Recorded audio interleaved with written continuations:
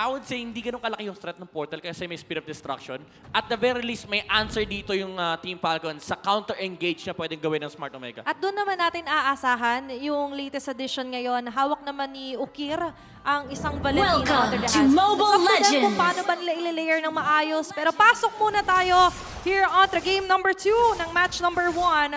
Team Falcons and Smart Omega. Kabang-kabang ito May mga pag-leash din na ginagawa si Shaq, no? And ito yung maganda kapag naka-jawhead ka, no? Napakabilis lang at napakadali lang para sa'yo na pumatay ng mga jungle camps. Kasi nga naman, may early game damage ka agad mula doon sa mga smart missiles niya. Oo, ang malupit dyan kapag naka-thrill pa yung Jawhead. Yan Ayan, yung oh. nagiging meta eh.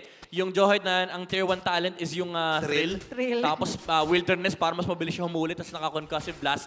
Napakabilis mag-leash ng Jawhead na yan. And later on, pwede natin ma-witness yan on how fast track na naman yung gagawin dito ng, sabihin natin, Smart Omega naman, laban dito sa Team Falcons. Kasi in the early phases talaga sila nalugi ng Game 1. How about Game 2? Makikita or manonotice na ba natin yung sobrang laking difference in terms of playstyle? Let's check out our emblems for players. Ayan, ayun, naka-thrill nga yung Jawhead. Tama. Yan yung typical Ayan na yan yung typical na Jawhead ngayon. Talagang ang trabaho niya sa early game is mag-leash.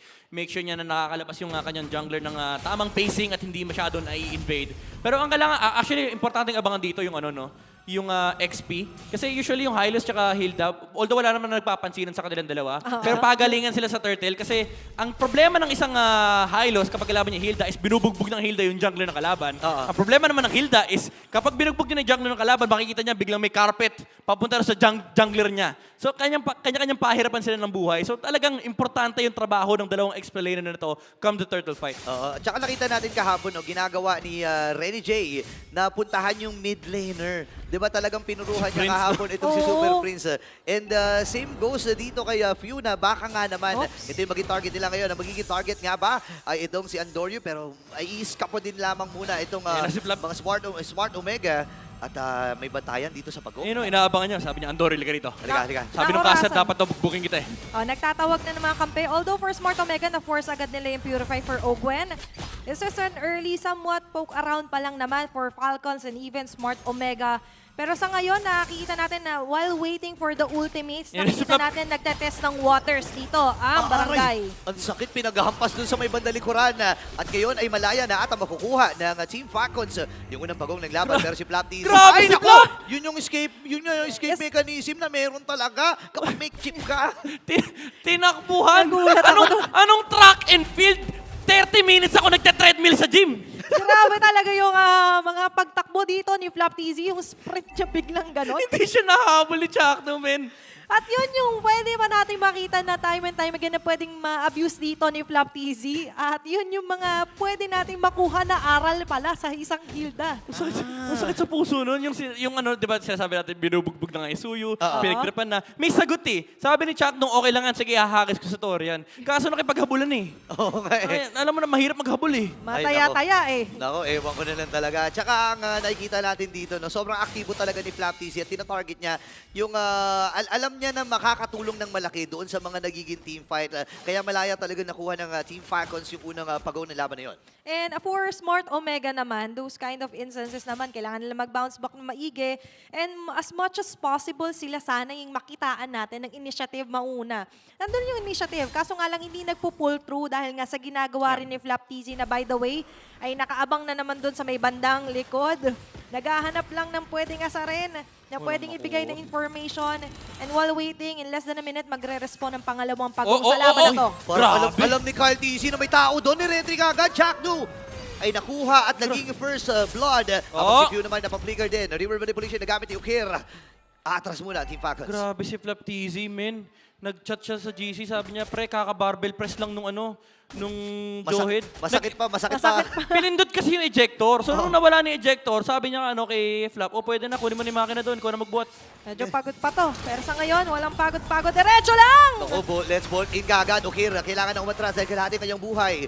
At malayang pag-agaw ng purple buff. Naku, ginugutom ng Smart Omega. Grabe yung dedication dito ng Falcons, even to the smallest of the purple buff. Kahit nga yung Ala, mga tore dito ay talagang targetable. At si Jom ang Ay, wow! nakuruhan. Wow! Wow, grabe Suwabe lang. The outplays. Oy. Ang tindi naman ni Big J dito. Walang Hilda rito. So, go time for Smart Omega. Alam Oh! niya ito! Ay! Oh my goodness! Dumating lang sa party, pre.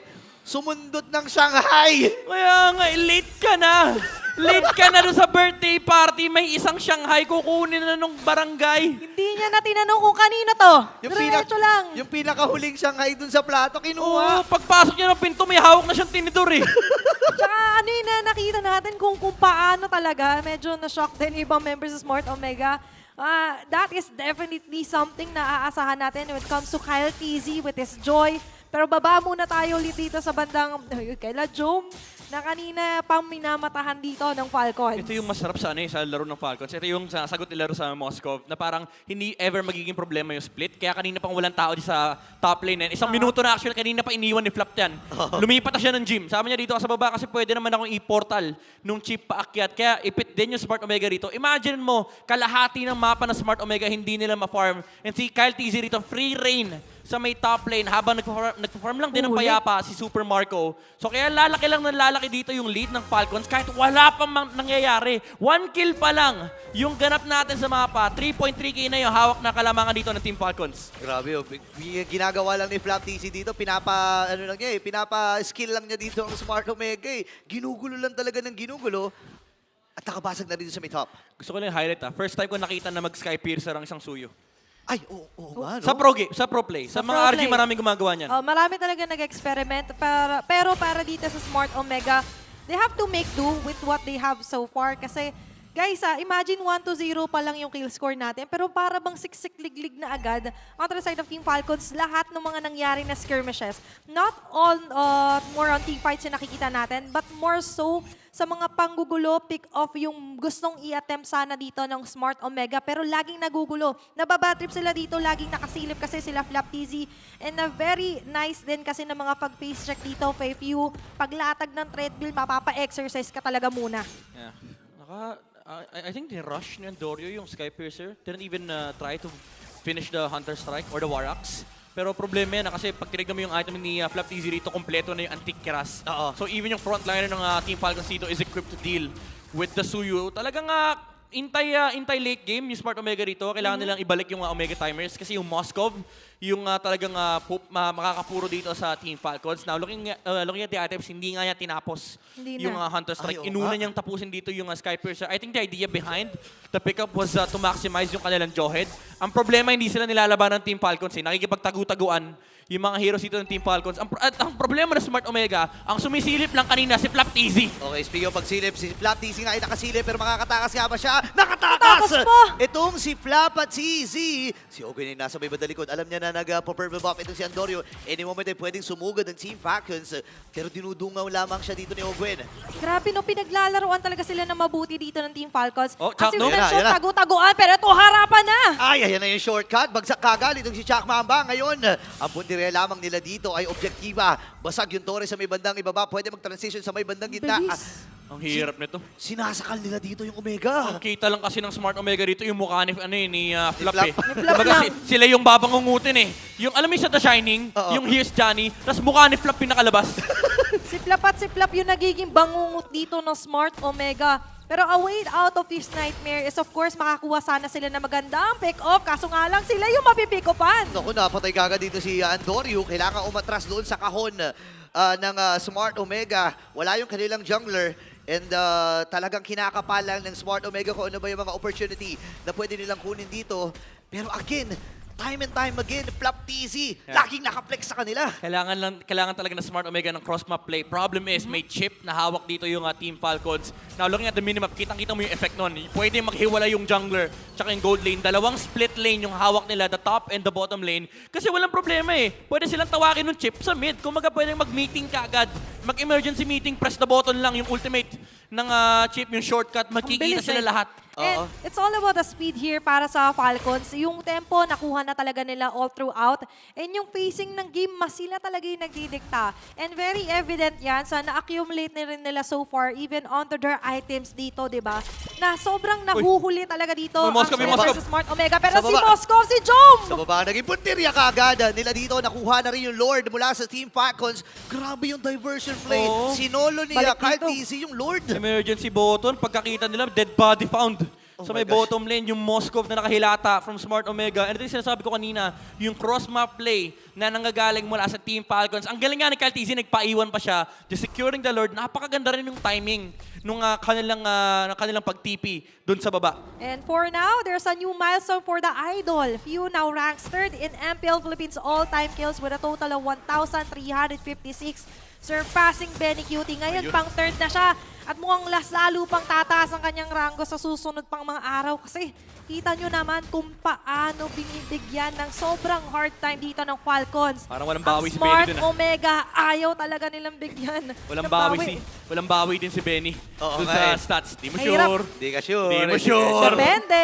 Nabanggit. Week 3, abangan natin. Pwedeng walang bawi, pwedeng meron. Pero eto, ano kaya yung bawi ng Smart Omega dahil nandito mamarcha ang unang Lord na kasama ng Team Falcons. Okay, river manipulation. Igilamit na kagad dito ng Ukir para lang mabugaw ng mabilisan ang Team Falcons. Mabilis na nilang tutunawin yung Luminous Lord sa may bandang itaas. Ngayon, magta-transition sila dito sa may middle. Ang laki na rin ang kalamangan ng Team Falcons, ha? Oo, ito pa naman yung expertise nila. Oh, slow game daw, pero hindi. Ayan na, river manipulation Matras. na gamit. Ettore lang talaga yung magiging puntirya ng Team Falcons dito. Practice lang.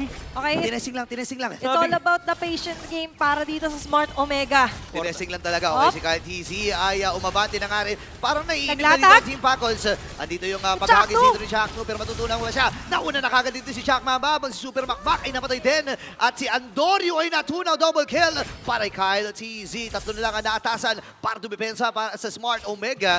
Pero aatras muna ang Team Falcons. Si Chakno na yung naiinip ulo eh. Kanina pa walang nangyayari. Oo. Pero ito yung sinasabi natin, teritoryo to ng Falcons. Teritoryo nila itong macro game. Ganito sila nakilala. Walang bago dito basically. Yung macro na nilalaban nila, the slow game, pinupush lang nila yung Torre, dahan-dahan nilang tinatanggal yung late game ng Smart Omega. And we could definitely feel na sila talaga ngayon yung in the lead, not only in terms of gold, but also on how they predict kung saan pwede manggaling dito sila Chakno. Katulad nga sinabi natin, para bang nainip na si Chakno na wala tayong mapagdiskitahan, na wala tayong matarget. Oo. Kaso nga lang, maganda yung attempt, pero the damage hindi ganun kaganda pa sa ngayon para sa Smart Omega. Pag flicker niya, naramdaman niya yung 10k gold lead eh. Oo. Ayun Ramdam pala niya yun. ang Wala hapte nang labasan eh, no?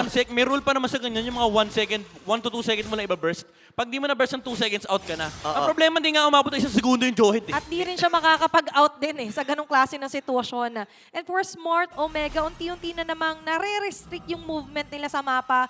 When we say restrict, kasi naman guys, kahit mag-isa may nag-speed push na attempt, laging meron Ayan na, nakamatang ayan na, Ogwen. ayan na. There's always an Ogwen watching Boss, him. bawal yan. Ayan na, Sabi niya, ayan na. sakto naka-purify pa, di siya basta sa matutulak ni Jom. Okay, nandito yung shortcut, pero sinalubong ng Smart Omega sa may pagkalikuran. Tumalo na rin dito si Flapa TZ habang yung si Kyle. Sinolo Luis. lang yung Lord. Si Luis ang magiging target nila. At track and field ka wala. Tumakbo ka pero mamamatay din siya. Andito yung Mamadali. Kunsil. Gagamitan na rin ang Team Umabante. Falcons. Hinahabol si Chak Mamba at si Okir. Ang problema lamang, nandun yung Super Macmac. Makati na rin yung mga pana niya dito, ha? At nandito na nga lang din ang ibang puwersa pa ng Falcons. Nagkiklear lang ng wave. Ayaw palabasin ng base ang Smart Omega na ngayon may kahaharapin pang panibagong pagsubok. May Lord na nag-respond sa mid lane. Sabi ni Ogwen, nagko-call na yan, oh guys, reset. Reset. Wag masyado Reset lang. mainit. Ilang beses tayo nag-iinit sa buong karir natin. Hinihintay lang nila yung cooldown sa kanilang mga ultimate. Off na yung shortcut dito mula kay Ogwen. Yung real world manipulation na lang hinihintay nila mula kay Few. Okay, ang pag-aantay ay matutugunan na nga ba? Sa likuran na ang magiging target dito ng Team Falcons at nagbe-base lock na ang kanilang kubunan at sila magwawagi sa serye na ito.